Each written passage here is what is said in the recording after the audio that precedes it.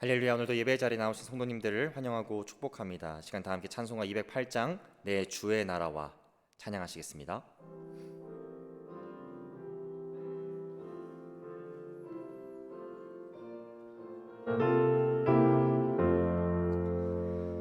내 주의 나라와 주 계신 성전과 피 흘려 사신 교회를 늘 사랑합니다.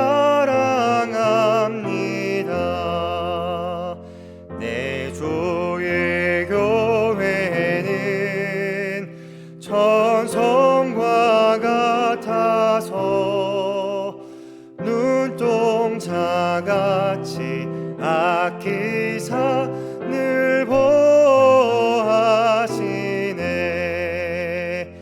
이 교회 위하여 눈물과 기도로 내 생명 다하기까지 늘 봉사합니다. 성도의 교제와 교회의 위로와 구주와 맺은 언약을 늘 기뻐합니다. 하늘의 영광과 베푸신 은혜가 진리와 함께 영원히 시온에 넘치네. 아멘.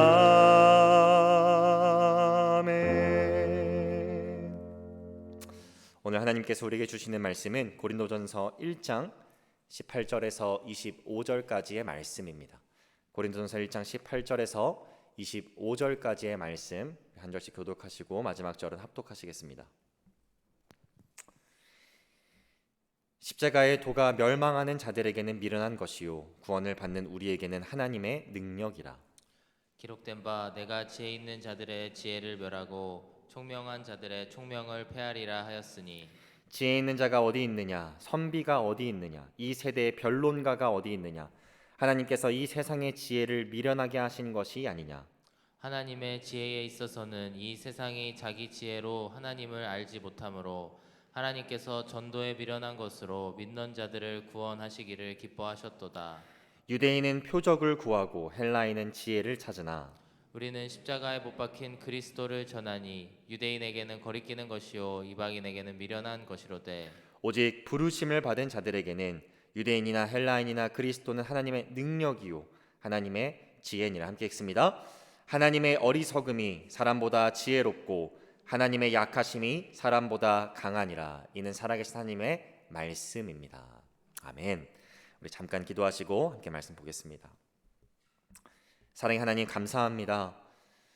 오늘도 우리에게 하루를 살아갈 수 있는 생명과 능력을 허락하셔서 특별히 이 아침을 시작할 때에 예배의 자리에 있게 하시고 거룩하고 흠이 없으신 하나님 말씀 앞에 서게 하시니 감사합니다. 하나님, 이것이 당연한 것이 아니요 그리스도의 보혈로 우리에게 주어진 놀라운 특권임을 이 아침 다시 한번 기억하게 하시고 하나님 말씀 앞에 설 때에 무엇보다 우리의 마음이 겸허한 마음으로 이 말씀 앞에 설 수 있도록 도와주시고 이 말씀을 올바르게 깨달을 수 있도록 성령 하나님 우리를 지도하여 주옵소서. 또 이 말씀 우리 삶 가운데 적용하고 또 필요한 결심과 결단들을 할 수 있는 귀한 아침 될 수 있도록 또한 은혜를 더하여 주옵소서. 감사드리며 예수님의 이름으로 기도합니다. 아멘. 우리는 흔히 이 똑똑한 사람들이 이 세상에서 성공할 수 있다라는 생각을 하면서 살아갈 때가 많이 있습니다. 여러분, 근데 너무 똑똑해서 또 너무 지혜로워서 화를 당한 사람들을 한번 생각해 보실 수 있으실까요? 많은 분들이 잘 알고 계신 삼국지에는 이 계륵이라는 단어가 아주 유명한 단어가 등장합니다. 이 계륵이라는 말의 뜻은 닭의 갈비라는 뜻인데요. 위나라의 왕이었던 조조가 이제 촉한의 유비와 전쟁을 하는 가운데 수세에 몰리게 되죠. 자신의 군대가 이렇게 군사적으로 밀리게 되는 것을 보게 됩니다. 근데 자존심상으로는 퇴각하기도 좀 그렇고, 그렇다고 공격적으로 전쟁하기도 참 애매한 그 상황 가운데 그날 저녁 식사에 이 닭의 갈비가 식재료로 나오게 된 것이죠. 근데 이 닭의 갈비를 보면서 참 먹기도 애매하고 그렇다고 버리기에는 아까운, 그것이 자신의 상황과 참 닮아 있다라는 생각 가운데 이게 식사를 하게 됩니다. 그때 한 부하가 조조에게 찾아오죠. 그리고 오늘 밤에 암구호를 무엇으로 할까 왕에게 물어봅니다. 그때 조조는 그 닭의 갈비를 생각하면서 오늘 밤에 암구호는 게르그로 하라, 이렇게 말을 합니다. 많은 병사들이 이 게르기라는 말의 의미를 잘 알지 못했지만 조조의 부하 중 한 명인 양수라는 장수는 그날 조조가 게르기라는 말을 암구호로 정했다라는 얘기를 듣고 왕의 마음을 간파합니다. 지금 우리의 상황이 후퇴하기도 좀 애매한, 그렇다고 앞으로 나가서 싸우기도 애매한 상황이고, 이제 이러한 상황이 지속되면 결국 왕이 우리에게 후퇴 명령을 내리겠구나라고 왕의 마음을 정확하게 간파해요. 그리고 그렇게 지혜로운 양수는, 또 똑똑한 양수는 어차피 후퇴 명령이 곧 내려질 것이기 때문에 이제 우리는 후퇴 준비를 해야 되겠다. 그리고 자신이 거느리고 있던 부하들에게 후퇴 준비를 명령합니다. 이 사실을 들은 조조는 이 양수라는 장수를, 자신의 부하를 유언비어를 퍼뜨렸다라는 죄목을 씌워 처형하게 되죠. 너무 똑똑해서, 너무 지혜로워서 화를 당한 케이스라고 할 수 있습니다. 그리고 또 반대로 생각해 보면 이 게르의 뜻을 알지 못한 조금 덜 지혜로, 조금 덜 똑똑한 많은 조조의 장수들은 그들의 미련함 때문에, 덜 똑똑함 때문에 화를 면한 케이스라고 할 수 있는 것이죠. 오늘 본문의 말씀을 보시면 이렇게 화를 당하게 하는 지혜와 또 반대로 화를 면하게 하는 미련함이 대조를 이루고 있습니다. 오늘 본문 21절의 말씀을 보시면 이것을 두 가지 다른 표현으로 다르게 표현하고 있는데요.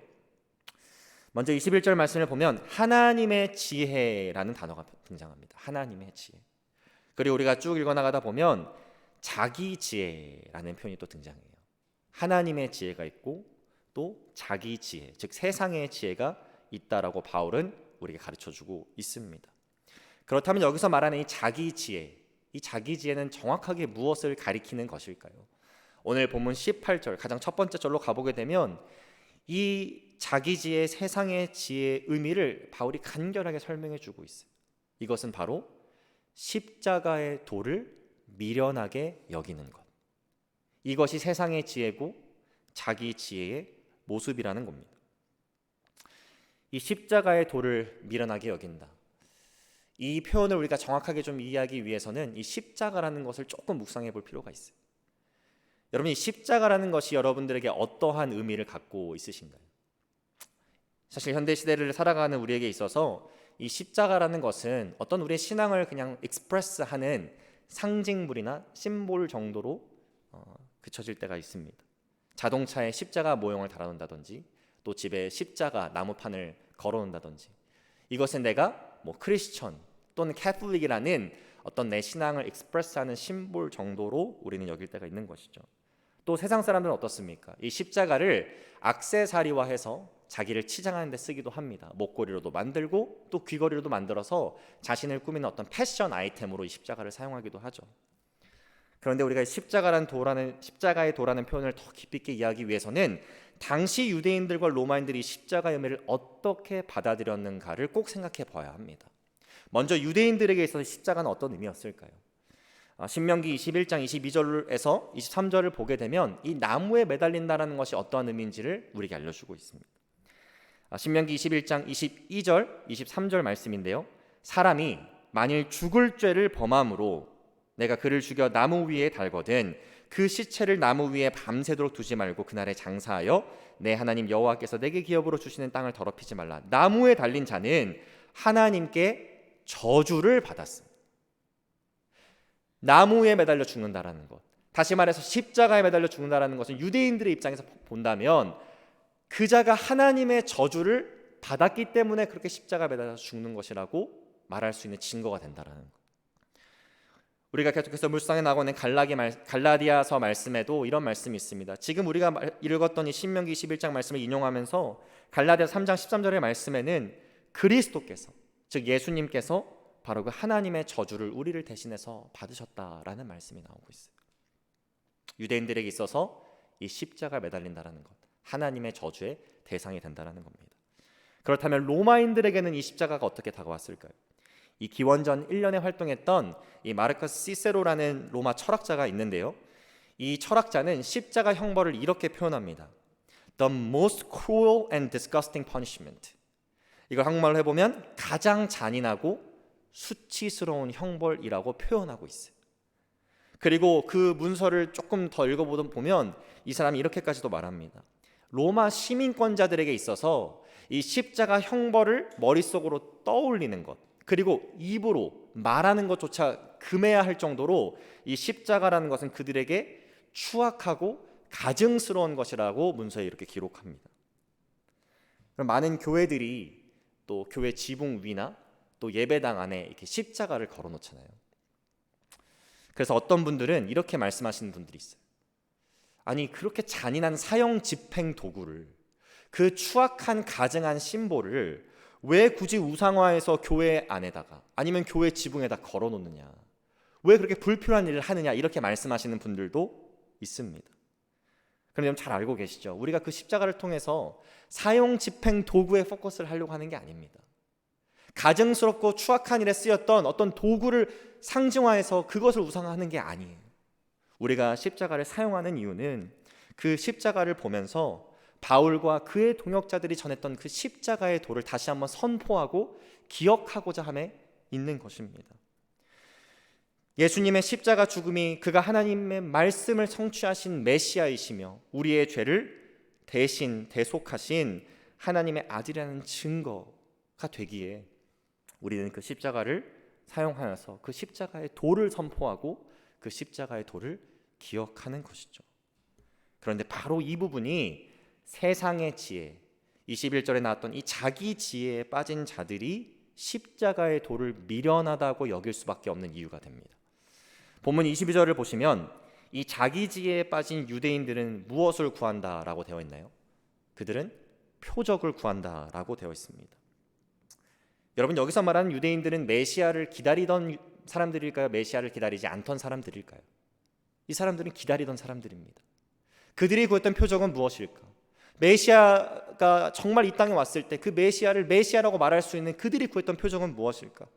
누가복음 3장 35절을 가보게 되면 예수님께서 십자가에 매달리셨을 때 유대인의 지도자들, 관리들이 이렇게 말하기 시작합니다.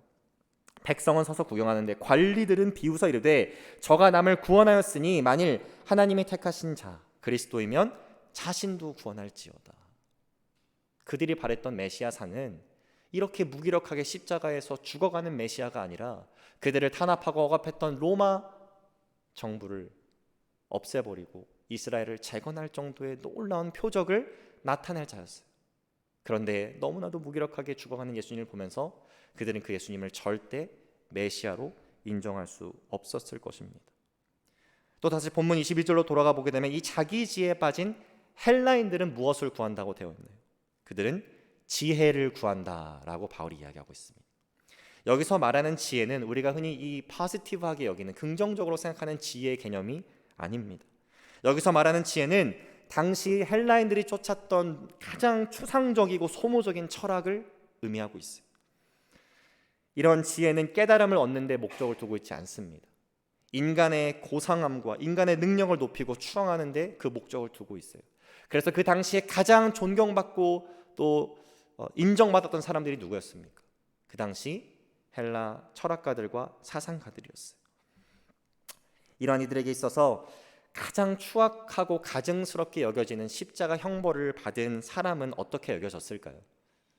그 누구보다도 비이성적이고 야만적인 지혜롭지 못한 사람으로 치부될 수밖에 없었을 것입니다.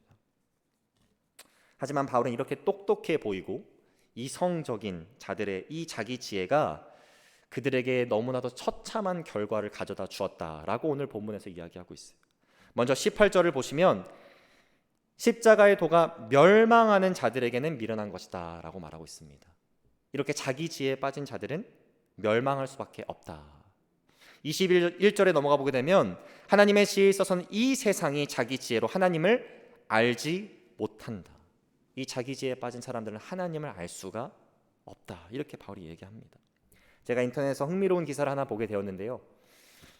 무신론자들이, 에이티스트들이 이 유신론자들이나 이 종교를 갖고 있는 사람들보다 일반적으로 똑똑하다라는 내용의 기사였어요. 이 기사의 내용을 보니까 약 7천 명의 성인을 대상으로 조사를 해봤는데 이 무신론자들이 유신론자들 또는 종교를 갖고 있는 사람들보다 IQ가 평균적으로 6점이 더 높다고 합니다. 또 무신론자들이 유신론자들에 비해서 갖고 있는 뛰어난 능력이 하나가 있는데 그것은 무엇이냐면 사람이 본능적으로 가질 수 있는 생각의 오류를 발견해서 수정하는 능력이 평균적으로 더 뛰어나다라고 그 기사는 말하고 있어요. 여러분 조금 어려운 말인데 제가 한번 예시로 문제를 내드리겠습니다. 한번 잘 따라와 보시죠. 야구공과 야구 방망이가 있습니다. 야구공과 야구 방망이. 이 두 개를 합한 가격이 1불 10센트예요. 그런데 야구 방망이가 야구공보다 1불 더 비쌉니다. 자, 그럼 제가 문제를 내드릴게요. 야구공은 얼마일까요? 새벽부터 너무 죄송하지만 한 번 더 제가 문제를 설명드리겠습니다. 야구공이 있고 야구 방망이가 있어요. 이 두 개를 합한 금액이 1불 10센트입니다. 근데 야구 방망이가 야구공보다 1불 더 비싸요. 그러면 야구공의 금액은 얼마일까요? 여기서 많은 분들이 본능적으로 10센트라고 답변하신대요. 여러분 생각해 보시면 우리가 잘 생각해 보면 야구공은 5센트가 되어야 합니다. 그리고 야구 방망이는 1불 5센트가 되어야 합니다. 그렇게 해서 더했을 때 1불 10센트가 되고 야구공보다 야구 방망이가 1불 더 비싸게 되는 것이죠. 로마서 1장 18절과 20절까지의 말씀을 보면 이런 말씀이 있어요. 하나님의 진노가 불의로 진리를 막는 사람들의 모든 경건하지 않음과 불의에 대하여 하늘로부터 나타나느니 이는 하나님을 알만한 것이 그들 속에 보임이라 하나님께서 이를 그들에게 보이셨느니라. 창세로부터 그의 보이지 아니하는 것들 곧 그의 영원하신 능력과 신성이 그가 만드신 만물에 분명히 보여 알려졌나니 그러므로 그들이 핑계하지 못할지니라. 무슨 말이냐면 하나님께서 하나님이 창조하신 피조물들을 통해서 하나님의 하나님 되심을 나타내시고 인간으로 하여금 하나님을 하나님으로 경배하고 인정할 수 있는 모든 환경을 조성해 놓으셨다라는 거예요. 그것이 우리의 본능적인 직감일 수 있어야 하지만 이 에이티스트들은 그런 본능적인 직감을 스탑시키고 자신들의 이성과 또 오류를 발견할 수 있다는 자신의 마음을 개입시켜서 그것들을 끊임없이 고쳐나가면서 그러한 진리를 거부하고 그 진리를 배척하는 모습을 보이기 때문에 이렇게 에이티스트와 또 종교를 갖고 있는 사람들이 나눠질 수밖에 없다라고 그 기사는 이야기하고 있습니다. 다시 말해서 그들이 갖고 있는 어떤 인간적인 판단력, 그들이 갖고 있는 이성적인 사고력이 진리를 가로막고 있는 그런 안타까운 결과를 맞이하게 되는 것이죠. 여러분들 생각해 보면 IQ가 16점 높다고 할지라도 방금 조금은 어려운 이 야구공, 야구방망이 문제를 더 잘 푼다고 할지라도 오늘 본문에서 바울이 말하고 있는 것처럼 멸망하면 하나님을 알지 못하면 그게 무슨 소용이 있겠습니까? 반대로 생각해 보았을 때 IQ가 16점 정도 낮아도 아니 20점 정도 더 낮아도 야구공, 야구방망이 문제 조금 덜 잘 풀어도 십자가의 도를 깨달아서 구원받고 하나님을 알게 되면 그것이 은혜고 지혜이고 생명인 것이죠. 우리가 신앙생활을 할 때에도 내가 너무 똑똑해서 문제되는 경우가 많이 있습니다. 분명히 말씀, 하나님의 기준은 용서와 용납을 가르치고 있어요. 그런데 내 지혜로, 내 판단력으로, 내 이성적인 사고로 생각해보면 도저히 용서할 만한 일이 아니에요. 도저히 용납할 만한 일이 아닌 것처럼 여겨집니다. 그래서 우리는 무엇을 선택합니까? 분노하고 미워하고 복수하기도 하죠. 전도할 때도 보면 사실 우리가 읽은 이 본문의 바로 전 말씀인 17절에는 바울이 이렇게 말합니다. 내가 복음을 전할 때 말의 지혜로 하지 아니함은 그리스도의 십자가가 헛되지 않게 하려 함이라. 복음을 전할 때 있어서 가장 지혜로운 복음 전도법은 무엇일까요? 바울이 말하고 있는 가장 훌륭한 복음 전하는 방법은 그 복음의 능력을 신뢰하는 것입니다. 나의 언변과 나의 말빨, 어떤 인간적인 계략, 전략을 짜서 복음을 전하는 것이 아니라 그냥 그 복음 자체의 능력을 절대적으로 신뢰하고 하나님께서 역사해 주실 것을 간구하면서 복음을 전하는 것이 바로 바울과 그의 동역자들이 했던 복음 전하는 지혜로운 방식이에요.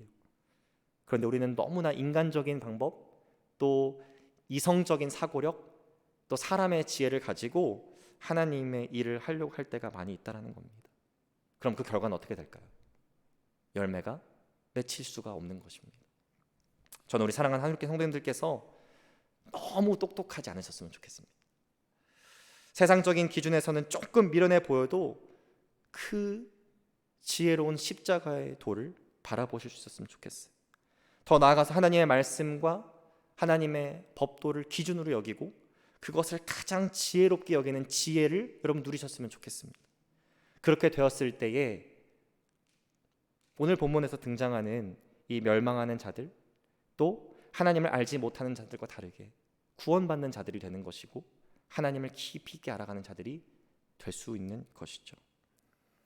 오늘 본문의 마지막 절인 25절을 보면 바울은 방금 성도님들과 함께 나눴던 이러한 내용들을 한 번에 정리하는 굉장히 역설적인 말을 하고 있습니다.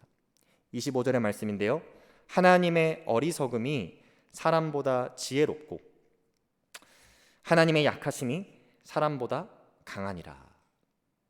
여러분 생각해 보시면 하나님에게는 어리석음 또는 약하다라는 속성이 존재하지 않습니다. 하나님께서는 전지하시고 전능하시고 실수가 없으신 분이기 때문에 그분에게 어리석다라고 말하는 것, 그분에게 약하다라고 말하는 것은 신송모독일 수 있어요. 그런데 당연히 바울은 그것을 의미하고 있지 않겠죠. 25절에서 등장하는 이 말의 뜻은 그렇다면 무엇일까? 하나님의 부르심을 받게 되면 이 세상에서 어리석다라고 말하는 십자가의 도가 깨달아져서 그것이 능력이 되고, 세상이 약하다고 말하는 십자가에 매달리신 그리스도께서 하나님으로 인정되시고 하나님의 아들이 되시고 그리스도로 믿어지게 된다라는 것, 이런 놀라운 역설을 바울은 말하고 있는 것입니다. 그래서 오늘 말씀을 우리가 덮기 전에, 마무리하기 전에 우리 좀 중요한 적용점을 하나 가지고 말씀을 마무리해야 될 필요가 있습니다. 그것은 무엇이냐면, 아무리 미련해 보이는 이 십자가의 도라고 할지라도, 유대인들에게는 거리끼고 이방인들에게는 지혜롭지 못하게 보이는 것이라고 할지라도, 우리는 이 십자가에 못 박힌 그리스도를 전하는 십자가의 도를 신실하게, 우직하게, 때로는 미련하게라도 계속해서 전해야 된다는 것입니다. 여러분, 바울과 그의 동역자들이 이것들을 신실하게 감당하지 않고 유대인들에게 걸림돌이 된다 그래서, 헬라인들에게 걸림돌이 된다 그래서, 거리끼는 것이 된다 그래서 이 일들을 신실하게 감당하지 않았더라면 고린도 전서는 없습니다. 고린도 교회도 없고 오늘날 한우리교회도 없는 것입니다. 우리 사랑하는 한우리교회 성도님들께서 때로는 우직하게, 때로는 미련하게 이 십자가의 도를 전하시는 삶을 사셨으면 좋겠어요. 24절에 기록된 것처럼 하나님의 부름받은 자들이 우리가 그렇게 신실하게 말씀을 전했을 때, 유대인이 됐건 이방인이 됐건 이 그리스도를 하나님의 능력으로 또 생명으로 구원으로 여기는 지혜의 자리로 나아갈 수 있게 될 것입니다. 세상의 지혜가 아닌 하늘의 지혜를 소유하시고 또 미련할 만큼 십자가의 도를 정하셔서 하나님 나라 확장에 크게 쓰임 받으시고 하나님을 더 깊이 있게 알아가시는 우리 모든 하늘교회 성도님 되시기를 주님 이름으로 축복합니다. 기도하겠습니다. 사랑의 하나님, 감사합니다. 세상은 미련하다고 말하지만 가장 귀한 지혜이며 우리에게 생명이 되는, 우리에게 구원이 되는 예수 그리스도, 그리고 그리스도께서 전해주신 십자가의 도를 우리가 정말 참된 지혜로 여길 수 있는 영안과 믿음, 능력을 날마다 우리에게 허락하여 주셔서 하나님을 날마다 깊이 있게 알아가게 하시고 또 하나님 나라 확장에 쓰임받을 수 있도록 하나님 우리에게 은혜를 더하여 주옵소서. 아직도 이 지혜를 지혜로 여기지 못한 채 미련하다고 말하는 사람들이 많이 있는데, 그들을 우리가 긍휼히 여기며 그들에게 우직하게, 때로는 미련하게 십자가의 도를 전하는 사명을 온전히 감당하는 우리 모두가 되게 하여 주옵소서. 감사드리며 예수님의 이름으로 기도합니다.